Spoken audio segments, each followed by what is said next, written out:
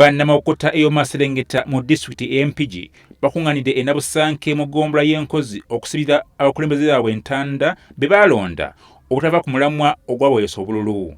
Mu bakulembeze abapya mwe mubadde n'omubaka omulonde ow'Amawokota y'Amaserengeta John Bosco Lubyayi, abatuuze gwe basabye abannyonnyola lwaki bo ng'ababaka basalawo okweggyako omusolo ku nsimbi zaabwe ez'ensako era mu kuddamu bw'ati babazzeemu. Bwe baba nga waliwo fundraising Lubyayi gwe baagalamu cheeke ennene ogamba nze naazijja wanga ng'ate sizifunye. N'olwekyo ssebo musomesa temutuvumirira mutuleke tubateetere emmani. Ono ategeezezza ng'ensimbi ze bafuna mu Paalamenti bwe ziri ntono ddala era nga tezibasobozesa na kutambuza mirimu byabwe bulungi mu bitundu byabwe, nga n'olwekyo omusolo guno bwe guba guggiddwawo kiba tekiyamba bo ng'ababaka wabula kiyamba ekitundu kyabwe kyonna. Ssente ze tuggyayo mu Paalamenti si zaffe.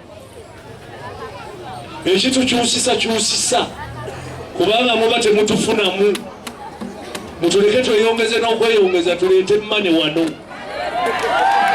Bwe tunaaba tetuzireese mugambe nti nno Lubyayi yatu twamukkiriza beeyongeze ssente naye laba Lubyayi ssente zonna bwazifunyemu afunye ebbuto eddene erikomeeri afunye n'ebirala bingi nnyo.